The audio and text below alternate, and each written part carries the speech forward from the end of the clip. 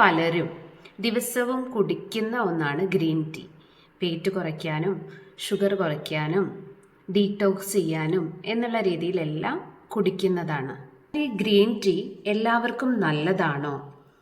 എത്ര അളവിൽ കുടിക്കാം? ഇത് കുടിക്കുന്നത് കൊണ്ട് എന്തെങ്കിലും ദോഷമുണ്ടോ? ഇങ്ങനെയുള്ള സംശയങ്ങൾ പലപ്പോഴും രോഗികളെ ചോദിക്കാറുണ്ട്. ഇത് എന്താണെന്ന് നമുക്ക് നോക്കാം. ഇന്ന് ഈ വീഡിയോയിൽ ഗ്രീൻ ടീയുടെ ഗുണങ്ങളും ദോഷങ്ങളും ഇത് എത്ര അളവിൽ ശരിയായി എങ്ങനെ ഉപയോഗിക്കാം എന്നുള്ളത് വിശദമായിട്ട് പറയാം.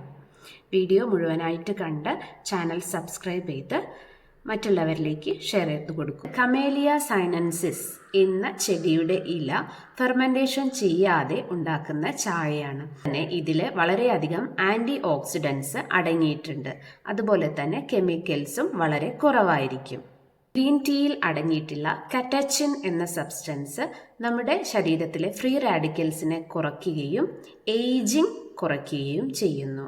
അത് സെൽ ഡാമേജ് കുറയ്ക്കുകയും സ്കിൻ ഹെൽത്തിനെ വളരെ നല്ല രീതിയിൽ പ്രൊമോട്ട് ചെയ്യുകയും ചെയ്യുന്നു. ശരീരത്തിൽ മുഖത്ത് ചുളിവുകൾ വരാതിരിക്കാനും മുഖക്കുരു പോലെയുള്ള സംഗതികൾ കുറയാനും ഗ്രീൻ ടീയുടെ ഉപയോഗം ഗുണം ചെയ്യാറുണ്ട്. വെയ്റ്റ് കൺട്രോൾ ആൻഡ് മെറ്റബോളിസം, ഇതിൽ എന്താണ് സംഭവിക്കുന്നത് എന്ന് നോക്കാം. ഗ്രീൻ ടീ മെറ്റബോളിസം കൂട്ടുകയും ഫാറ്റ് ബേണിങ്ങിന് സഹായിക്കുകയും ചെയ്യുന്നു.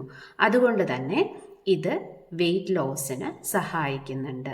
കൊളസ്ട്രോളിനെ കുറയ്ക്കുന്നും ഉണ്ട്. ഇനി ഗ്രീൻ ടീ ഹാർട്ട് ഹെൽത്തിനെ എങ്ങനെ സപ്പോർട്ട് ചെയ്യുന്നു എന്ന് നോക്കാം. ഇത് കൊളസ്ട്രോളിനെ കുറയ്ക്കുന്നു.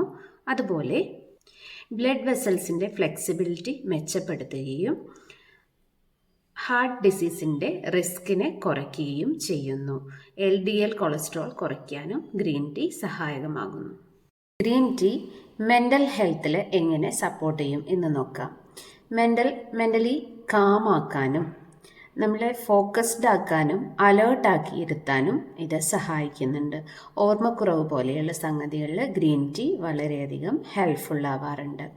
ഇതെല്ലാം മെഡിസിനായിട്ടല്ല ഉപയോഗിക്കുന്നത്, ശരീരത്തിൽ ഒരു സപ്പോർട്ട് സിസ്റ്റം എന്നുള്ള രീതിയിലാണ് ഗ്രീൻ ടീയുടെ ഉപയോഗം. ഇപ്പോൾ ഗ്രീൻ ടീയുടെ പ്രധാനപ്പെട്ട ഒരു ഭാഗം ഇത് എല്ലാവർക്കും സേഫ് അല്ല എന്നുള്ളതാണ്. എംപ്റ്റി സ്റ്റൊമക്കിൽ കുടിച്ചു കഴിഞ്ഞാൽ ഗ്യാസ്ട്രൈറ്റിസ്, നെഞ്ചരിച്ചിൽ, വയറുവേദന, പൊളിച്ചു തികട്ടൽ എന്നിങ്ങനെയുള്ള അസുഖങ്ങൾ ഉണ്ടാവുന്നു. ഗ്രീൻ ടീയിൽ കഫീൻ അടങ്ങിയതുകൊണ്ട് ഉറക്കക്കുറവുള്ളവർ രാത്രി കുടിച്ചു കഴിഞ്ഞാൽ കൂടുതലും ഉണർന്നിരിക്കുകയും ഉറക്കക്കുറവ് വരാൻ കാരണമാവുകയും ചെയ്യുന്നു. അത് ആൻസൈറ്റിയിലേക്കും പോവാൻ സാധ്യതയുണ്ട്. അനീമിയ ഉള്ള ആളുകൾ ഗ്രീൻ ടീയുടെ അധികമായിട്ടുള്ള ഉപയോഗം രക്തക്കുറവ് വരാൻ സാധ്യതയുണ്ട്. സ്ത്രീകൾ, അതുപോലെ ഗർഭിണികൾ, മുലയൂട്ടുന്ന അമ്മമാർ എന്നിവ ശ്രദ്ധിച്ചു വേണം ഉപയോഗിക്കാൻ. അതുപോലെ തന്നെ വെറും വയറ്റിൽ കഴിക്കുമ്പോൾ ചിലർക്ക് ഓക്കാനം, ഛർദി പോലെയുള്ള സംഗതികൾ ഗ്രീൻ ടീയുടെ ഉപയോഗം കൊണ്ട് ഉണ്ടാവാറുണ്ട്. അതുകൊണ്ട് ആദ്യമായിട്ടുള്ള ഒരു ഭക്ഷണം കഴിഞ്ഞതിന് ശേഷം ഒരു 30 മിനിറ്റ് മുതൽ 60 മിനിറ്റ് വരെയുള്ള സമയങ്ങളിൽ നമുക്ക് ഗ്രീൻ ടീ ഉപയോഗിക്കാം. ഗ്രീൻ ടീ ഒരു നല്ല ഹെൽത്ത് ഡ്രിങ്കാണ്. എന്നാൽ ഒരു അത്ഭുതമല്ല, ശരിയായ അളവിൽ ശരിയായ രീതിയിൽ ഉപയോഗിക്കണം.